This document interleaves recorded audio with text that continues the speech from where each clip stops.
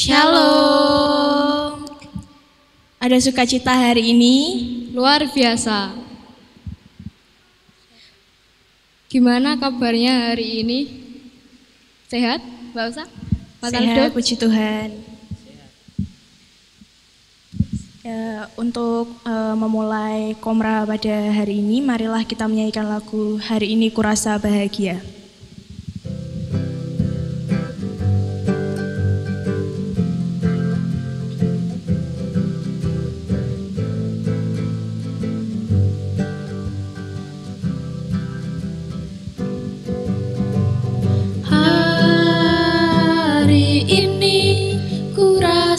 Bahagia berkumpul bersama saudara seiman.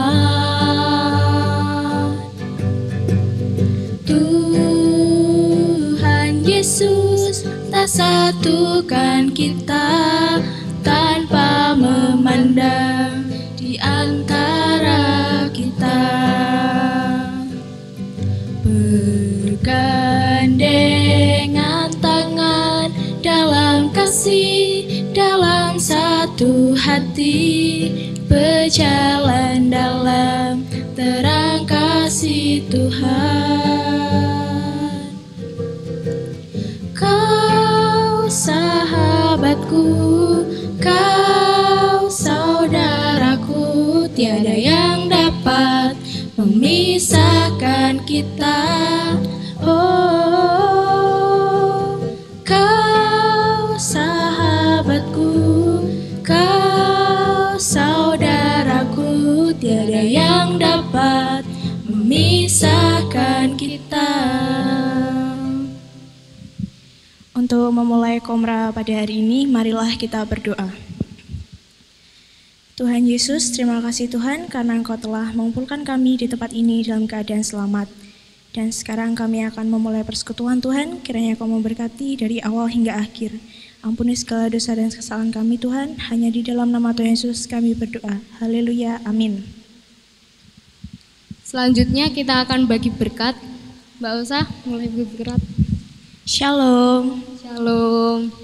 Berkatnya, puji Tuhan masih diberi kesehatan, bisa menjadi MC Komra, terus puji Tuhan hari ini tuh belajar daring dan puji Tuhannya lancar dari awal hingga akhir. Terima kasih. Terima kasih Mas Aldo. Shalom. Shalom. Berkatnya hari ini saya diberi kesehatan, terus sekarang ditunjuk sebagai pemusik Komra lagi. Shalom. Halo. Berkatnya hari ini masih diberi kesehatan, terus udah mulai masuk sekolah juga. Terima kasih. Untuk memasuki firman, marilah kita menyanyikan lagu Kusiapkan Hatiku Tuhan.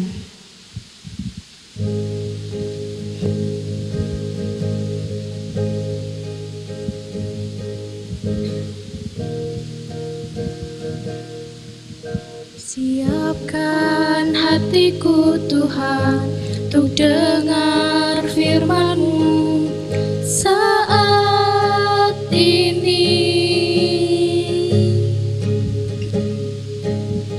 Ku sujud menyembah-Mu Tuhan, masuk hadirat-Mu saat ini.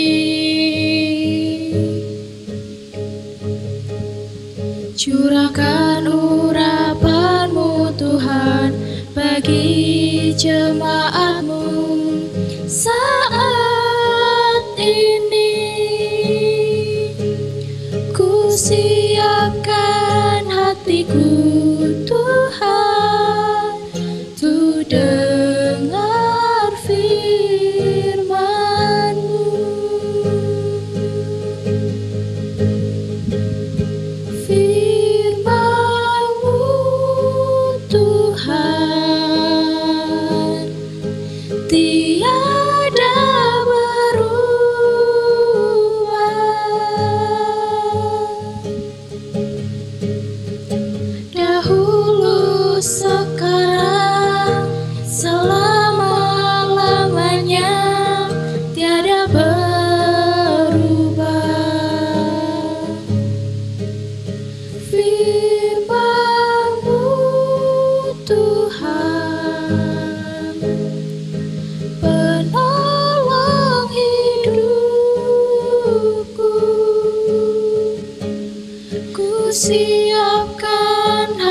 hatiku Tuhan, untuk dengar firman-Mu.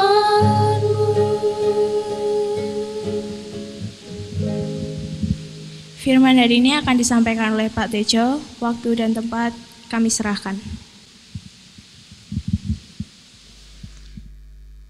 Selamat sore teman-teman. Ya, saat ini kita akan bersama-sama belajar firman Tuhan dengan satu topik yang sore ini cukup berat, yaitu memaknai baptisan Roh Kudus. Ya. Karena tema ini cukup berat, mari kita mohon pimpinan Tuhan terlebih dahulu, agar Tuhan yang akan memberikan pengertian kepada kita masing-masing dan memberikan pencerahan supaya hidup kita seturut dengan apa yang Tuhan inginkan. Mari kita berdoa.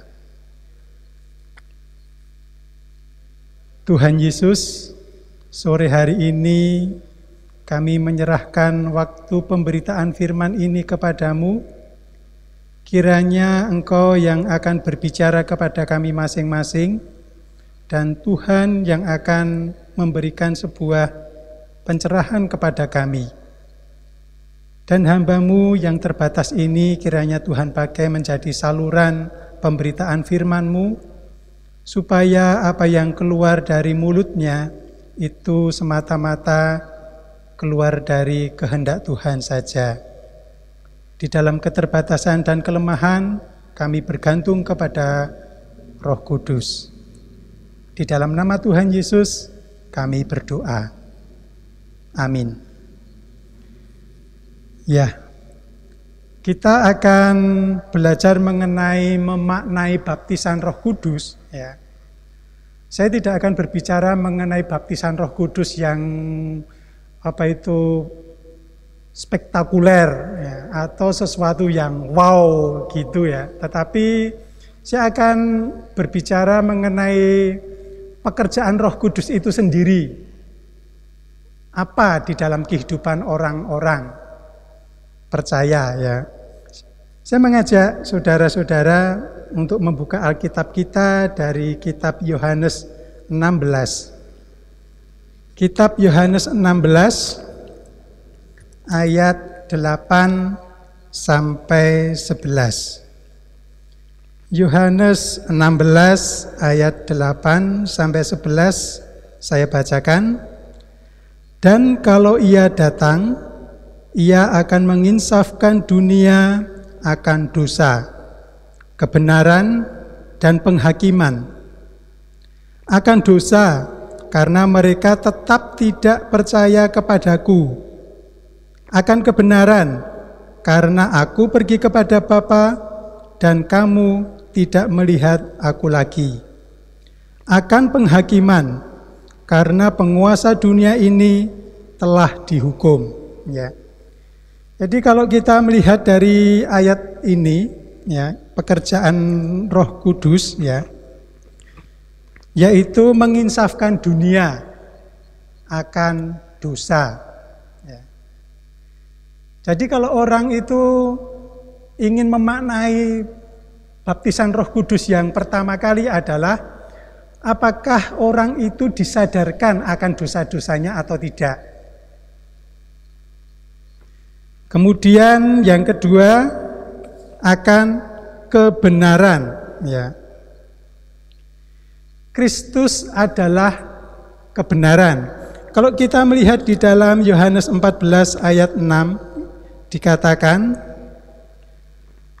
kata Yesus kepadanya, akulah jalan dan kebenaran dan hidup. Tidak ada seorang pun yang datang kepada Bapa kalau tidak melalui aku. Ya. Yesus adalah kebenaran itu sendiri. Jadi apa yang dikatakan oleh Tuhan Yesus itu pasti benar, mutlak benar, absolut. Bukan kebenaran yang relatif, bukan kebenaran yang bisa ditawar-tawar, bukan kebenaran yang bisa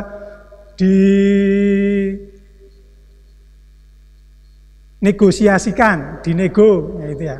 Mbok begini ya Tuhan, mosok begitu sih, ya, gitu ya. Tidak, Kristus adalah kebenaran sejati, kebenaran yang mutlak, kebenaran yang absolut, dan kebenarannya itu adalah satu-satunya kebenaran di dalam dunia ini. Mungkin ada banyak kebenaran-kebenaran yang lain di dalam dunia ini, dalam tanda petik, ya. Tetapi hanya ada satu kebenaran yang sejati di hadapan Allah, yaitu Yesus. Kenapa? Karena dia yang datang kepada Allah dan dia melihat kebenaran yang sejati itu. Dan dia memberitakan kebenaran itu. Nah, itu yang kedua. Yang ketiga, menyadarkan akan penghakiman, ya. Penghakiman terhadap apa? Terhadap penguasa dosa di dunia ini. Siapakah penguasa dosa itu? Penguasa dosa adalah iblis, ya. Penguasa dosa itu sudah dihakimi, sudah ditaklukkan. Nah, kita disadarkan, anak-anak Tuhan disadarkan, orang percaya disadarkan bahwa penguasa dunia ini sudah ditaklukkan, sudah dihakimi. Itulah sebabnya seharusnya orang-orang percaya tidak lagi dikuasai oleh penguasa dosa ini. Nah, persoalannya adalah kan seringkali kita melihat bahwa kenapa ya kok orang percaya, orang Kristen seringkali mudah jatuh di dalam dosa. Nah, itu suatu tanda tanya, ya. Mengapa? Mengapa? Ya. Nah, oleh karena seringkali orang tidak mengalami suatu pengalaman real dengan Allah, ya. Orang tidak mengalami perjumpaan pribadi dengan Allah. Orang tidak mengalami perjumpaan pribadi dengan Yesus, ya. Orang bisa diselamatkan kalau orang itu menerima Tuhan, menerima Yesus sebagai juru selamat dan Tuhan secara pribadi di dalam kehidupannya, ya. Perhatikan ya, orang mengalami keselamatan oleh karena seseorang itu menerima Yesus sebagai juru selamat dan Tuhan. Ada kata dan, bukan atau, ya. Dan itu berarti dua kata yang sejajar ini itu harus ada semua. Jadi harus ketika orang itu mengalami perjumpaan dengan Yesus, dia harus menerima Yesus itu sebagai juru selamat dan Tuhan. Tidak hanya salah satu saja menerima Yesus sebagai juru selamat saja, tidak bisa. Atau menerima Yesus sebagai Tuhan saja, tidak bisa. Harus dua-duanya. Dan ibarat sekeping mata uang, ya. Dua sisi, ya. Ada gambar sebelah, ada gambarnya yang sebelah, ya. Keselamatan itu ibarat sekeping mata uang dan dua-duanya harus ada, tidak bisa tidak, ya. Kalau seseorang menerima Yesus sebagai juru selamat, mengapa? Oleh karena orang itu menyadari keberadaan dirinya yang berdosa, oleh karena pekerjaan Roh Kudus yang menyadarkan dirinya orang berdosa. Maka di dalam diri orang itu memiliki suatu pemahaman dan kerinduan dan kebutuhan bahwa dia butuh juru selamat itu. Dia sadar bahwa dia tidak bisa menyelamatkan dirinya sendiri, sehingga dia butuh Yesus. Ya. Itu yang pertama, kebutuhan oleh karena dia orang berdosa. Tetapi di sisi yang lain bahwa dia juga harus menerima Yesus itu sebagai Tuhan. Apa artinya Tuhan? Tuhan atau Tuan, Kurios, itu artinya adalah menempatkan Kristus sebagai pemilik di dalam kehidupannya. Sebagai pemilik berarti dia yang berhak untuk mengatur hidupnya. Dia yang berhak untuk mengendalikan kehidupannya. Dia yang berhak untuk mengendalikan atas keputusan-keputusannya.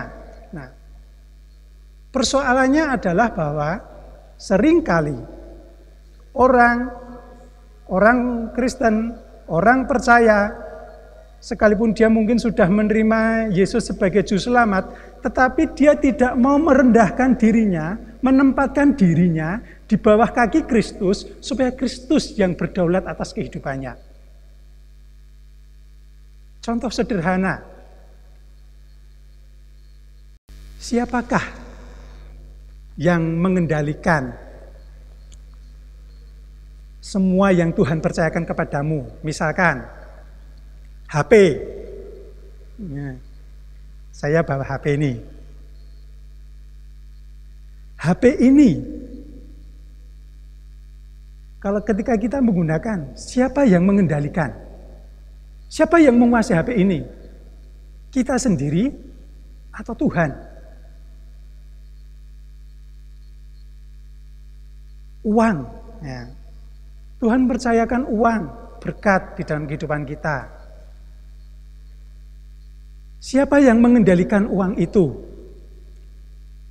Ketika kita pegang uang, nah, seringkali kan godaannya ada tawaran-tawaran yang menarik. Wih, aku pingin itu, aku pingin itu, aku pingin itu.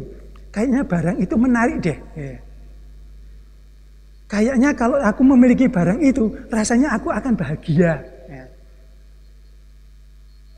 Pernahkah kita bertanya kepada Tuhan, Tuhan, uang ini Engkau kehendaki untuk saya belanjakan apa? Ataukah kita hanya menuruti keinginan kita sendiri, selera kita? Ketika kita punya keinginan, segera kita membelanjakan uang yang Tuhan percayakan kepada kita. Kemudian, waktu. Siapakah yang berdaulat atas waktu yang Tuhan berikan kepada kita? 24 jam Tuhan berikan kepada kita untuk kita pergunakan. Kita bergunakan sesuai kehendak Tuhan yang berdaulat atas pemilik waktu kita, ataukah kita menggunakan waktu kita itu sesuai dengan mood kita. Kalau lagi mager, ya rebahan aja di kamar. Padahal ada hal yang bisa dikerjakan secara efektif, produktif. Harusnya kita bisa mengerjakan hal yang berguna, yang positif, yang Tuhan kehendaki. Tetapi karena mager, kita bermalas-malasan aja di kamar, berjam-jam gitu ya. Itu menandakan sang pemilik hidup, sang pemilik waktu itu adalah kita. Dan kita sedang tidak menempatkan Kristus sebagai Tuhan atas waktu kita. Ya. Kemudian kita sebagai remaja, kan kalau kita masih jomblo, gitu, rasanya ketika masih sendiri, kok rasanya itu ada sesuatu yang kurang gitu ya. Rasanya itu ingin ada seseorang yang spesial di hati kita gitu ya. Tuhan menghendaki teman hidup yang sepadan. Ya. Teman hidup yang tepat yang Tuhan inginkan untuk kita. Ya. Apakah kita seringkali bertanya kepada Tuhan, Tuhan, Engkau menghendaki aku dekat dengan siapa ya? Ataukah kita hanya instingnya itu adalah ketika melihat lawan jenis gitu, wah, dia menarik ya. Wah, pengennya itu langsung tebar pesona. Wih. Kalau perlu kedip-kedip mata. Wih, PDKT. Apa? Oh, gejolak jiwa muda yang seringkali muncul lebih dahulu. Tetapi kita sedang tidak menempatkan gejolak jiwa muda itu di hadapan Tuhan. Tuhan, perasaan ini Engkau yang memberi, Engkau yang berdaulat. Arahkanlah sesuai dengan apa yang Engkau ingini. Dekatkanlah dengan orang yang tepat. Ya. Bukan sesuai dengan selera kita, gitu ya. Yang penting menarik. Kalau di dalam persekutuan itu tidak ada yang menarik, cari yang di luar, gitu ya. Pokoknya srek lah di hati ya, gitu ya.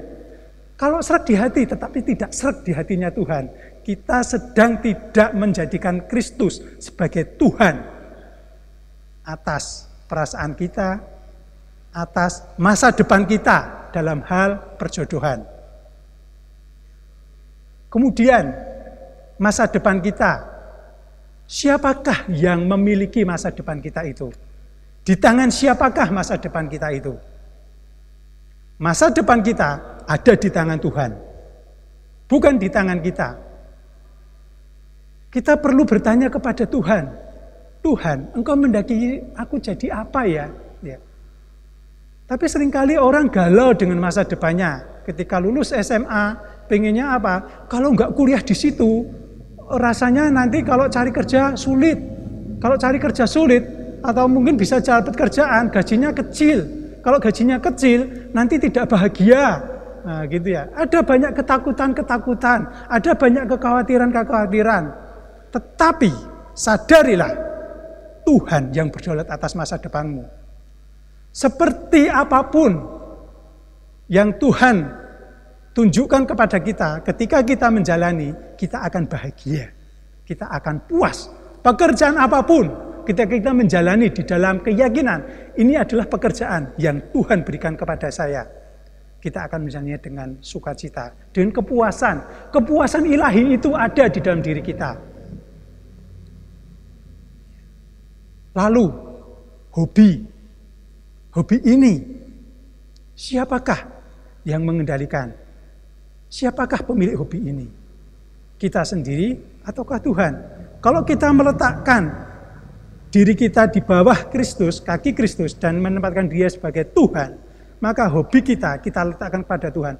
Tuhan, pakailah hobi ini untuk kemuliaan nama-Mu.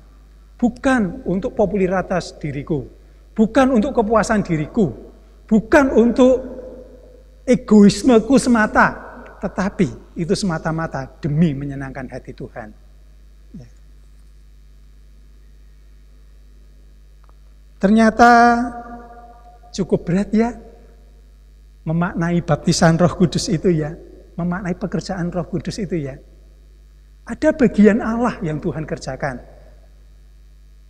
Ada bagian Roh Tuhan yang Tuhan kerjakan, menyadarkan akan dosa, akan kebenaran, akan penghakiman.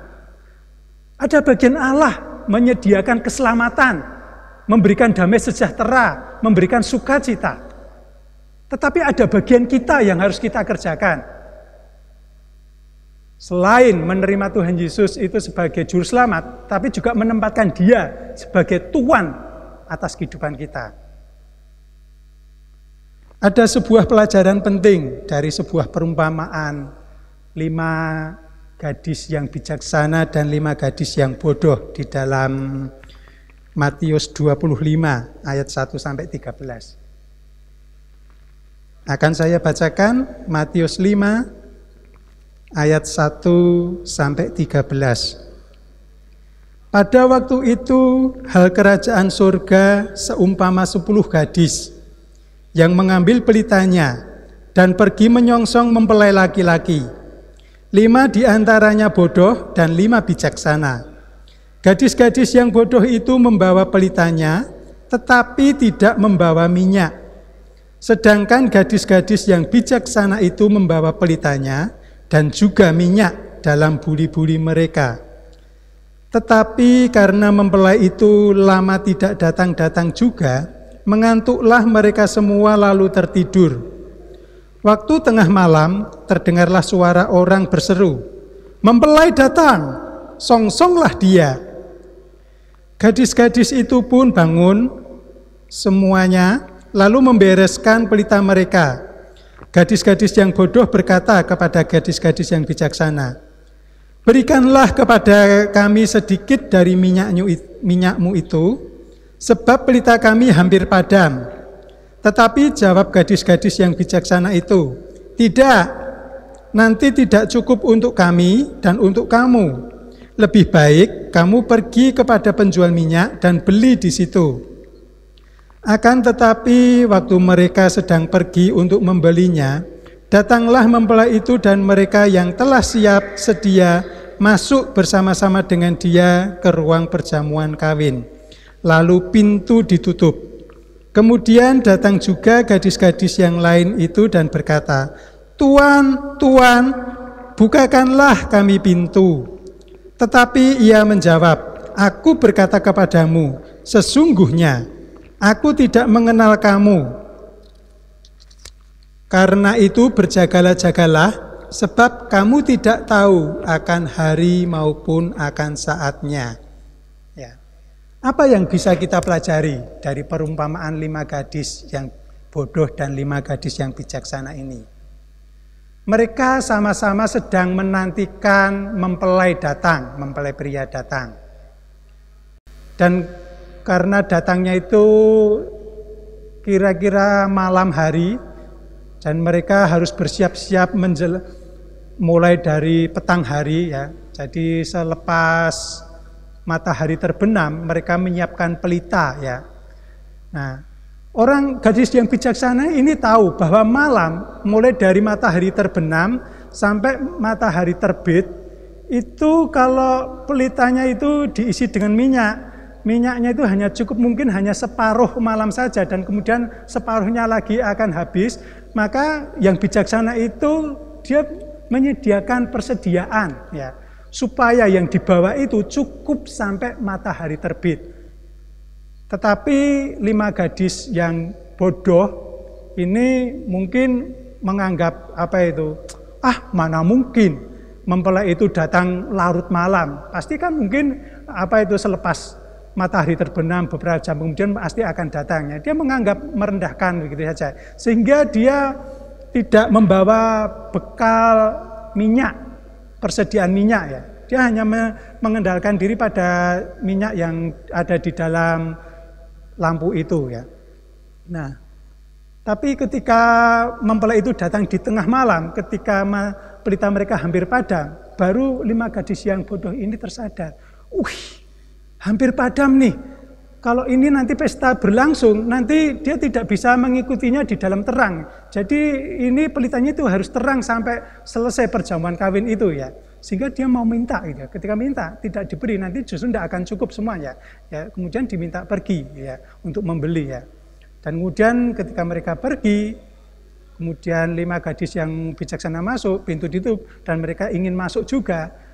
Pintu kesempatan untuk memasuki perjamuan kudus itu, perjamuan kawin itu sudah tertutup untuk mereka. Nah, saya membandingkan ini dengan tadi ya, ketika orang hal kerajaan Allah ini itu seumpama dengan keselamatan ya, bahwa keselamatan itu seperti 2 keping mata uang, menerima Yesus sebagai juru selamat dan Tuhan.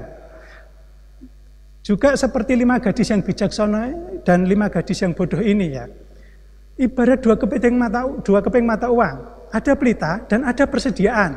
Tidak hanya pelita saja, tapi tidak ada persediaannya ya. Seperti itu juga orang yang tidak mentuhankan Kristus, ya, tidak menjadikan Kristus sebagai Tuhan atas kehidupannya. Dia ibarat 5 gadis yang bodoh. Dia tidak membawa persediaan. Ketika waktunya Tuhan datang, waktunya Tuhan memanggil dia, dan ketika di dalam kehidupannya dia tidak pernah menjadikan Kristus sebagai pengendali kehidupannya, dia ibarat 5 gadis yang bodoh itu. Aku tidak mengenal kamu.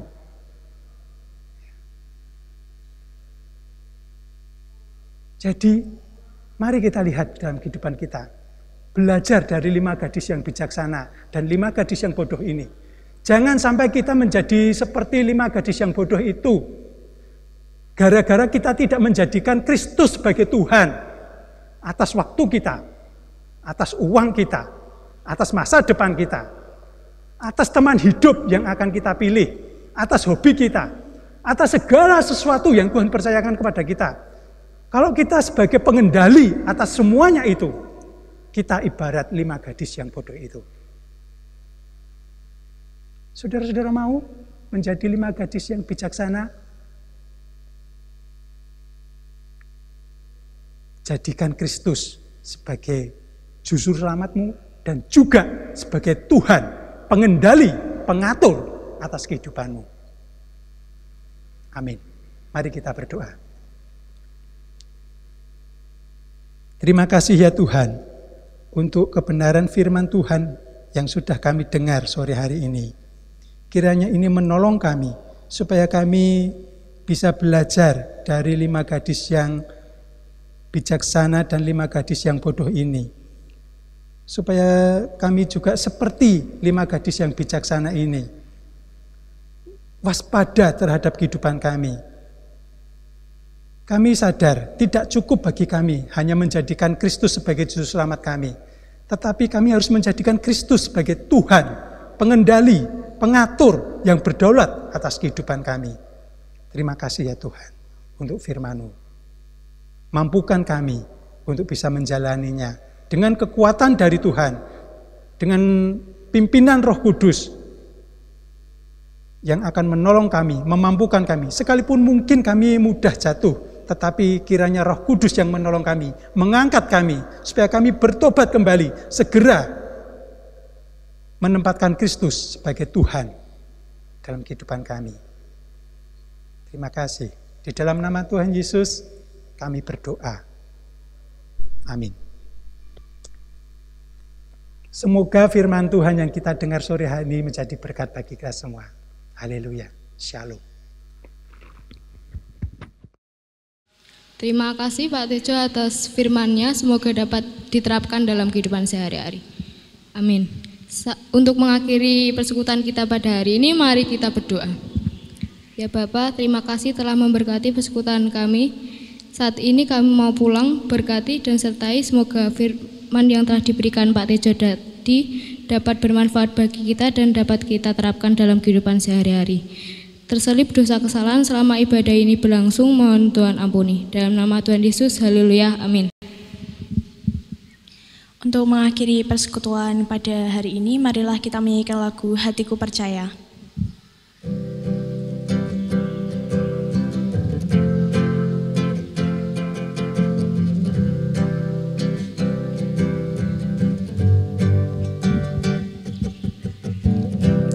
Tuhanlah kekuatan dan mazmurku, Dia gunung batu dan keselamatanmu. Hanya padamu hatiku percaya, Kaulah menara dan kota perlindungan. Ku mau selalu bersyukur, sebab cintamu padaku takkan pernah berubah. Hatiku percaya, walau bumi bergoncang, gunung-gunung beranjak, namun kasih setiamu tak pergi dariku. Terima kasih teman-teman telah mengikuti persekutuan kita dari awal hingga akhir. Semoga kita bisa bertemu dalam persekutuan selanjutnya. Tuhan Yesus memberkati.